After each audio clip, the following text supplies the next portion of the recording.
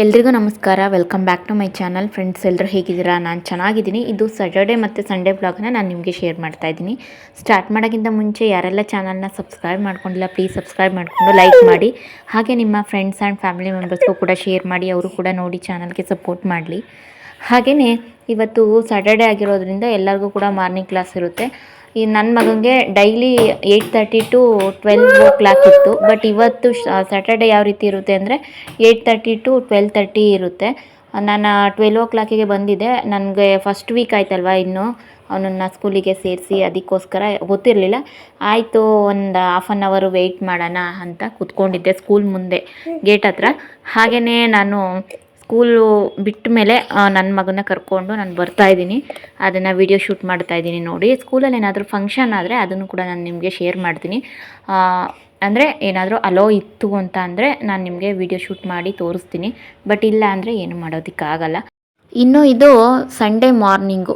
ನಾನು ಸ್ಯಾಟರ್ಡೇನ ನನ್ನ ಮಗನ ಸ್ಕೂಲಿಂದ ಕರ್ಕೊಂಡು ಹೋದ್ಮೇಲೆ ಯಾವುದೇ ಥರ ವ್ಲಾಗ್ ಮಾಡಿಲ್ಲ. ಇದು ಸಂಡೇ ಮಾರ್ನಿಂಗು. ನಿಮಗೆ ಗೊತ್ತೇ ಇರುತ್ತೆ, ಇವಾಗ ಸಿಕ್ಕಾಪಟ್ಟೆ ಎಲ್ಲ ಕಡೆಯೂ ಮಳೆನೇ. ಹಾಗಾಗಿ ಮಳೆ ಆಗ್ತಾ ಇರೋದ್ರಿಂದ ಬಟ್ಟೆಗಳೆಲ್ಲ ಒಣಗೋದಕ್ಕೆ ಸ್ವಲ್ಪ ಕಷ್ಟ ಆಗ್ತಾ ಇದೆ. ನಮ್ಮದು ಬಂದು ಎಲ್ಲ ಡ್ರೈ ಆಗೋ ವಾಷಿಂಗ್ ಮಿಷಿನ್ ಅಲ್ಲ, ನೀವೇ ನೋಡಿದ್ದೀರಾ. ಬಟ್ ಫುಲ್ಲೆಲ್ಲ ಡ್ರೈ ಆಗುತ್ತಲ್ಲ, ಆ ವಾಷಿಂಗ್ ಮಿಷಿನ್ ಆದರೆ ಮನೆ ಒಳಗಡೆನೇ ಹಾಕ್ಕೊಂಡ್ರು ಎಲ್ಲ ಒಣಗಿಬಿಡುತ್ತೆ. ಬಟ್ ಇದೆಲ್ಲ ನೀರೆಲ್ಲ ಹಿಂಡಿ ಜಾಲಿಸಿ ನಾವೇನೋ ಒಣಗಾಕ್ಬೇಕಲ್ವಾ, ಹಾಗಾಗಿ ಸ್ವಲ್ಪ ಕಷ್ಟ. ಇನ್ನು ಎಲ್ಲ ಕಡೆ ಜಾಸ್ತಿ ಹೆವಿಯಾಗಿ ಮಳೆ ಬರ್ತಾ ಇರೋದ್ರಿಂದ ನಮ್ಮ ಬೆಂಗಳೂರಲ್ಲೂ ನೋಡಿ ಎಷ್ಟೊಂದು ಮಳೆ ಬರ್ತಾಯಿದೆ ಅಂತ ಅಂದ್ಬಿಟ್ಟು ನೈಟೆಲ್ಲ ಚೆನ್ನಾಗಿ ಹೋಯ್ತು. ಇವಾಗ ಮತ್ತೆ ಸೋನೆ ಹಿಡ್ದಿದೆ ಫುಲ್ಲು.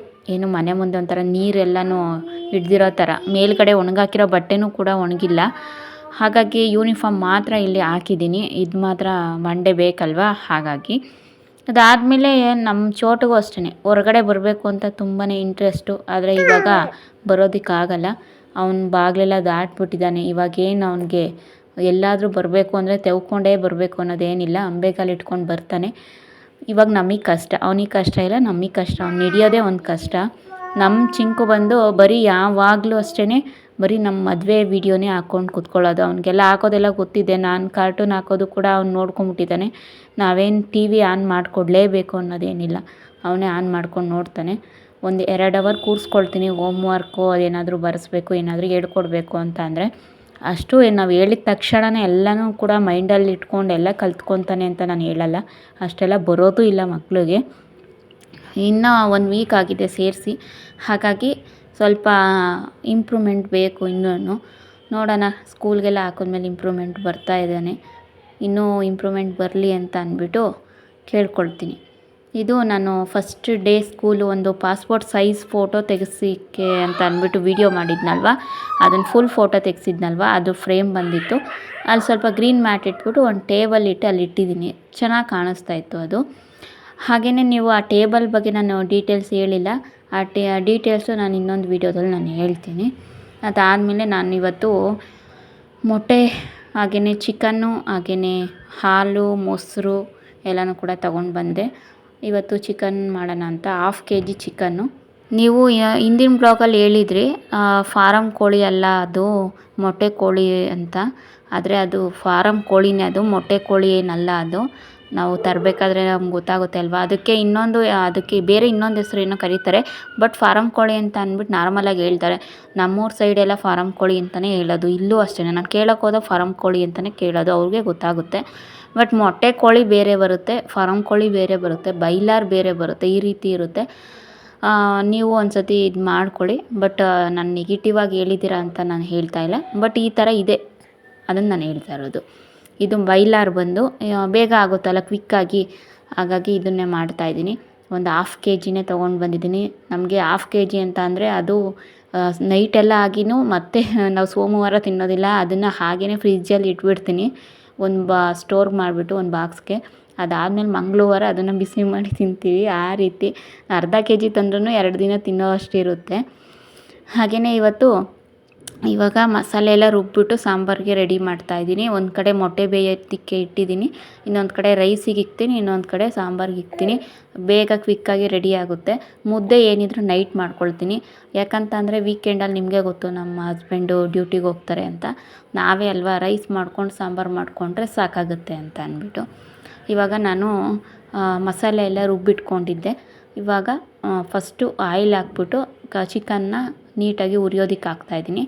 ಅದಕ್ಕೆ ಉಪ್ಪು ಮತ್ತು ಅರಿಶಿನ ಹಾಕ್ಬಿಟ್ಟು ಚೆನ್ನಾಗಿ ಫ್ರೈ ಮಾಡ್ಕೊಳ್ತೀನಿ. ಅದಾದಮೇಲೆ ಮಸಾಲೆ ಹಾಕ್ಕೊಳ್ತೀನಿ.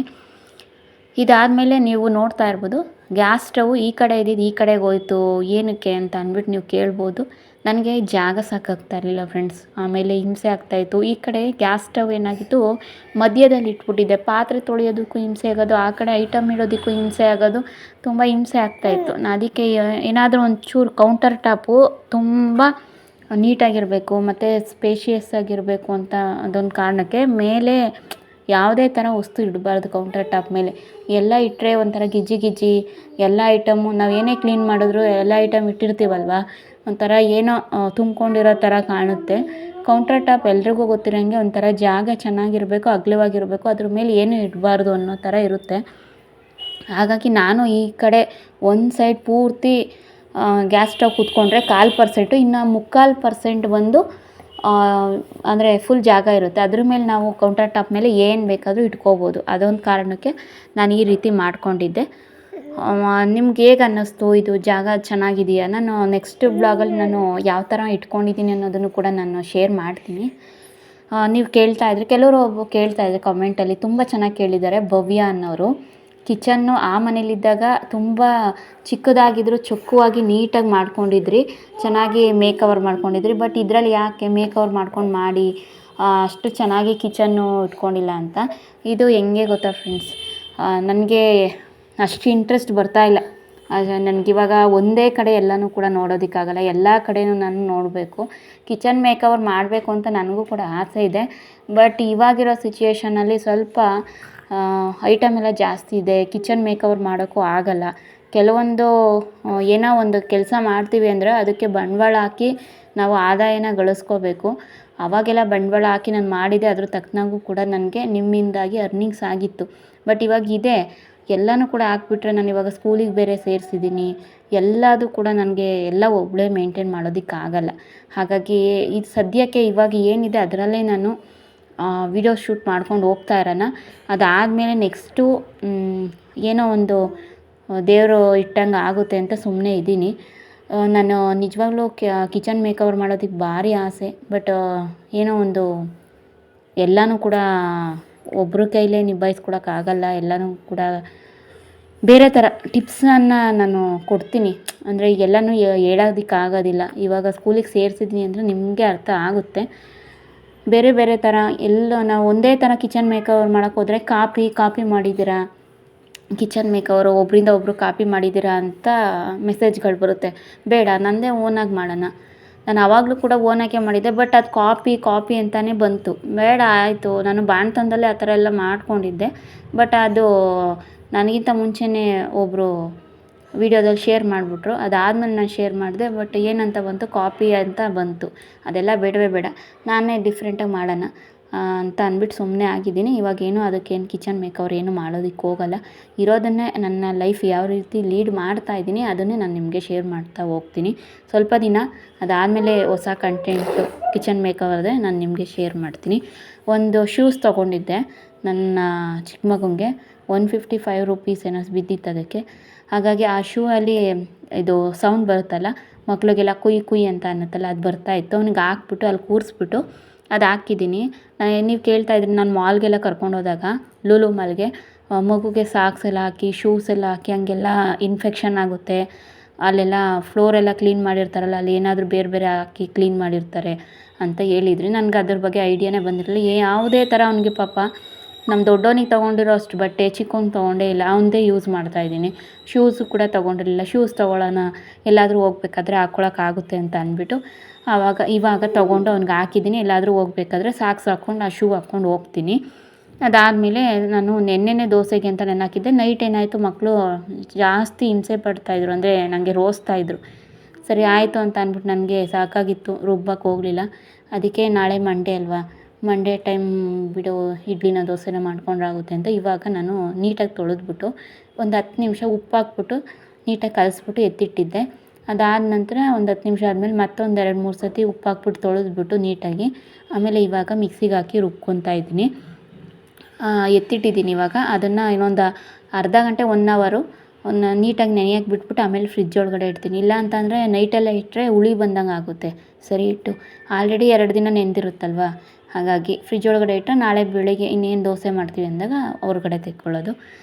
ಹಾಗೆಯೇ ಮೊಟ್ಟೆ ಎಲ್ಲ ಬೆಂದಿತ್ತು. ಇವಾಗ ಮೊಟ್ಟೆ ಎಲ್ಲ ಬಿಡಿಸ್ಕೊಳ್ತಾ ಇದ್ದೀನಿ. ಮೊಟ್ಟೆ ಎಲ್ಲ ಬಿಡಿಸಿ ಸಾಂಬಾರು ಒಳಗಡೆ ಹಾಕ್ತಾಯಿದ್ದೀನಿ. ಸಾಂಬಾರು ಕೂಡ ರೆಡಿಯಾಗಿದೆ.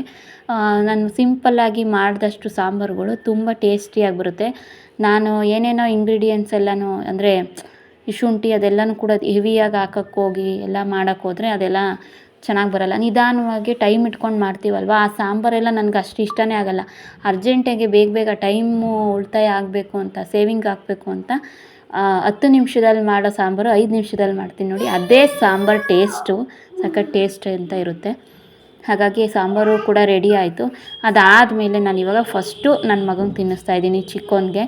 ಸ್ವಲ್ಪ ನಾವು ಮಾಡಿರೋಂತಹ ರೈಸ್ನೇ ಅದನ್ನೇ ತಿನ್ನಿಸ್ತೀನಿ. ನಾನು ರೈಸ್ ಕೂಗಿಸ್ಕೊಂಡಿರ್ತೀನಲ್ವ, ಮಧ್ಯದಲ್ಲಿ ಸ್ವಲ್ಪ ಮೇಲ್ಗಡೆ ಅನ್ನ ತೆಗೆದುಬಿಟ್ಟು ಮಧ್ಯದಲ್ಲಿ ಏನಿರುತ್ತೆ ಆ ಪಾಟ್ಸ್ ಅನ್ನನ ಒಂದು ಪ್ಲೇಟ್ ಒಳಗಡೆ ಹಾಕ್ಬಿಟ್ಟು ಹಾಗೆಯೇ ಯಾವುದು ಕೂಡ ಸ್ಮ್ಯಾಶ್ ಏನು ಮಾಡೋಕ್ಕೆ ಹೋಗೋದಿಲ್ಲ, ಕೈಯಲ್ಲೇ ಸ್ಮ್ಯಾಶ್ ಮಾಡಿಕೊಂಡು ಹಾಗೆ ತಿನ್ನಿಸ್ತೀನಿ. ಸ್ವಲ್ಪ ಬಿಸಿನೀರಿಗೆ ಹೆಜ್ಜಿ ತಿನ್ನಿಸ್ತೀನಿ. ಚೆನ್ನಾಗಿ ತಿಂತಾನೆ. ಇವಾಗೆಲ್ಲ 11 ತಿಂಗಳು, ಇನ್ನೊಂದು ತಿಂಗಳು ಕಳೆದ್ರೆ 1 ವರ್ಷಕ್ಕೆ ಬೀಳುತ್ತೆ. ಹಾಗಾಗಿ ಇವಾಗಿಂದನೇ ರೂಢಿ ಮಾಡ್ಕೊಳ್ಳೋಣ. ಇವಾಗೆಲ್ಲ ನಾನು ಮಲಗಿಸೇನು ತಿನ್ನಿಸಲ್ಲ. ತೀರಾ ತಿನ್ನಿಸ್ಬೇಕು ಅಂದರೆ ಏನಾದರೂ ತೆಳ್ಳಗಿರುತ್ತಲ್ಲ, ರಾಗಿ ಸರಿನೋ ಸೆರ್ಲಾಕೋ ಅದೆಲ್ಲ ಮಲಗಿಸಿ ಕಾಲ ಮೇಲೆ ಹಾಕ್ಕೊಂಡು ತಿನ್ನಿಸ್ತೀನಿ. ಅನ್ನ ಸ್ವಲ್ಪ ಬೇಳೆ ಅನ್ನ, ತರಕಾರಿ ಅನ್ನ ಈ ರೀತಿ ಇರುತ್ತಲ್ಲ ಅದನ್ನೆಲ್ಲನೂ ಕೂಡ ಕೂರಿಸೇನೆ ತಿನ್ನಿಸ್ತೀನಿ. ಕೂತ್ಕೊಂಡು ತಿಂತಾನೆ ಎಲ್ಲನೂ. ಇವಾಗ ಮೇಲಾಲು ಹೋಯ್ತೀವಲ್ವ, ಈಗ ಪಾಕೆಟ್ ಹಾಲೆಲ್ಲ ಕಾಯಿಸ್ಬಿಟ್ಟು ಅದನ್ನು ಕೂಡ ಅಷ್ಟೇ ಮಲಗಿಸಿ ಸ್ಪೂನಲ್ಲೇನು ಹಾಕೋದಿಲ್ಲ, ಹಾಗೆಯೇ ಗ್ಲಾಸಲ್ಲಿ ಆರಿಸ್ಬಿಟ್ಟು ಗ್ಲಾಸಲ್ಲೇ ಕುಡಿಸ್ತೀನಿ. ಬಾಟಲೆಲ್ಲನೂ ಕೊಡಲ್ಲ, ಗ್ಲಾಸಲ್ಲೇ ಕುಡಿಸ್ತೀನಿ, ಕುಡಿತಾನೆ. ಇವಾಗ ನನ್ನ ದೊಡ್ಡ ಮಗನಿಗೆ ಊಟ ಹಾಕ್ಕೊಡ್ತಾಯಿದ್ದೀನಿ. ಅವನಿಗೂ ಚಿಕನ್ನು ಅಂದರೆ ಇಷ್ಟ. ಚೀಚಿ ಅಂತ ಹೇಳ್ತಾನೆ. ಅದರಲ್ಲೂ ಕೂಡ ಮೊಟ್ಟೆ ತುಂಬಾ ಫೇವ್ರೆಟ್ ಅವನಿಗೆ. ಬೇಕಾದರೆ 2 ಮೊಟ್ಟೆ ಕೊಡಿ ಅವ್ನು ತಿಂತಾನೆ. ಅವನಿಗೆ ಮೊಟ್ಟೆ ಫೇವ್ರೆಟು. ನಾನು ಯಾವಾಗಲೂ ಕೂಡ ಮೊಟ್ಟೆ ಇಟ್ಟಿರ್ತೀನಿ ನಾನು ಫ್ರಿಜ್ ಒಳಗಡೆ. ಒಂದೊಂದು ದಿನ ಖಾಲಿ ಆದಾಗ ನಮ್ಮ ಮನೆಯವ್ರು ಏನಾದರೂ ಬರೋದಾದರೆ ಅವ್ರಿಗೆ ಹೇಳ್ತೀನಿ ಮೊಟ್ಟೆ ತೊಗೊಂಬನ್ನಿ ಅಂತ. ಹಾಗಾಗಿ ಅವ್ರು ತೊಗೊಂಬರ್ತಾರೆ. ನಾನು ಒಂದು 6 ಮೊಟ್ಟೆ ತೊಗೊಂಡು ಬಂದಿದ್ದೆ, ಅರ್ಧ ಡಜನು. ಅದನ್ನು ಹಾಕಿದ್ದೀನಿ.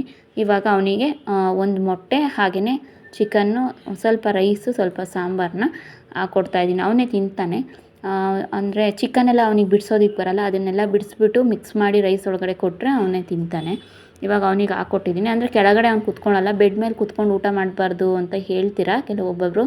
ಆದರೆ ಅವನಿಗೆ ಮಕ್ಕಳಿಗೆ ನಾವು ಇಲ್ಲೇ ಕುತ್ಕೋಬೇಕು, ಹೀಗೆ ಕುತ್ಕೋಬೇಕು ಅಂತ ನಾವು ರೂಲ್ಸ್ ರೆಗ್ಯುಲೇಷನ್ಸ್ ಹಾಕಿದ್ರೆ ನಾವು ಹೆಂಗಾಗುತ್ತೆ ಅಂತ ಅಂದರೆ, ಇವಾಗ ಅವನಿಗೆ 3 ವರ್ಷದ ಮೇಲೆ 4 ತಿಂಗಳು. ನಾವು 10 ವರ್ಷ 12 ವರ್ಷದ ಮಕ್ಕಳಿಗೆ ರೂಲ್ಸ್ ರೆಗ್ಯುಲೇಷನ್ ಹಾಕ್ದಂಗೆ ಈಗಿರೋ ಮಕ್ಳಿಗೆ 3 ವರ್ಷದ ಮಕ್ಕಳಿಗೆ ಹಾಕ್ದಂಗೆ ಆಗುತ್ತೆ. ಹಾಗಾಗಿ ಅದೆಲ್ಲ ನಾನು ಹಾಕೋಕ್ಕೆ ಹೋಗೋಲ್ಲ. ಅವ್ನು ಎಲ್ಲಿ ಕುತ್ಕೊಳ್ತಾನೋ ಹೊಟ್ಟೆ ತುಂಬ ತಿಂದರೆ ಸಾಕು ಅನ್ನೋ ಥರ ನನ್ನ ಮೈಂಡು. ನಂದು ಕೂಡ ಊಟ ಆಯಿತು. ಊಟ ಆದಮೇಲೆ ನನಗೆ ಒಂದು 1/2 ಅವರ್ ಆದಮೇಲೆ ಟೀ ಇಟ್ಕೊಂಡಿದ್ದೀನಿ. ಟೀ ಕುಡಿಯೋಣ ಅಂತ ಅಂದ್ಬಿಟ್ಟು. ನಂಗೆ ಟೀ ಕುಡಿಬೇಕು ಅಂತ ಅಂದರೆ ಊಟ ಆದಮೇಲೆ ಟೀ ಕುಡಿಲೇಬೇಕು. ನನಗಿಲ್ಲ ಅಂತ ಅಂದರೆ ನನಗೆ ಆಗೋದೇ ಇಲ್ಲ. ಹಾಗಾಗಿ ಇವಾಗ ಟೀ ಮಾಡಿಕೊಂಡು ಅಡುಗೆ ಮನೇಲಿ ಟೀ ಕುಡಿತಾ ಇದ್ದೀನಿ. ಮಕ್ಕಳನ್ನೆಲ್ಲ ಮಲಗಿಸಿದ್ದೆ. ಮಕ್ಕಳು ಎಲ್ಲ ಮಲಗಿಸಾದ್ಮೇಲೆ ಪಾತ್ರೆ ಎಲ್ಲ ಇತ್ತಲ್ವ ಸ್ವಲ್ಪ, ಅದನ್ನೆಲ್ಲನೂ ಕೂಡ ತೊಳೆಯೋದಕ್ಕೆ ಅಂತ ಅಂದ್ಬಿಟ್ಟು ಫಸ್ಟು ತೊಳೆಯೋಕ್ಕಿಂತ ಮುಂಚೆ ಟೀ ಮಾಡ್ಕೊಂಡು ಕುಡಿಯೋಣ ಅಂತ ಅಂದ್ಬಿಟ್ಟು ಕುಡಿತಾ ಇದ್ದೀನಿ. ಮಕ್ಕಳು ಇರೋ ಮನೇಲಿ ಆ ಗುಂಗಲ್ಲಿ ಸರಿಯಾಗಿ ನೆಮ್ಮದಿಯಾಗಿ ಊಟನೂ ತಿನ್ನೋಕ್ಕಾಗಲ್ಲ, ಒಂದು ನೆಮ್ಮದಿಯಾಗಿ ಕಾಫಿನೂ ಕುಡಿಯೋಕ್ಕಾಗಲ್ಲ. ಒಂದಾದಮೇಲೆ ಒಂದು ಕೆಲಸಗಳು ಇದ್ದೇ ಇರುತ್ತೆ. ಹಾಗಾಗಿ ಫಸ್ಟು ಅವ್ರನ್ನ ಮಲಗಿಸ್ಬಿಟ್ಟು ಅದಾದ ನಂತರ ನೀಟಾಗಿ ಕುತ್ಕೊಂಡು ಟೀನ ಮಾಡ್ಕೊಂಡು ಕುಡಿದು ಅದಾದ ನಂತರ ಪಾತ್ರೆ ಎಲ್ಲ ಬೆಳಗಿ ಕೆಲಸಗಳನ್ನ ಮಾಡಿಕೊಂಡೆ. ಈಗ ನೀವು ನೋಡ್ತಾ ಇರ್ಬೋದು, ಮಕ್ಕಳೆಲ್ಲ ಮಲ್ಕೊಂಡಿದ್ದಾರೆ. ಒಬ್ಬ ದಿವಾನ್ ಕಾಟ್ ಮೇಲೆ ಇನ್ನೊಬ್ಬ ಜೋಲಿಯಲ್ಲಿ ಮಲ್ಕೊಂಡಿದ್ದಾನೆ. ಇವಾಗ ಮನೆಯೆಲ್ಲನೂ ನೀಟಾಗಿ ಕಸ ಗುಡಿಸ್ಬೇಕಷ್ಟೇ. Thank you for watching. Bye, take care.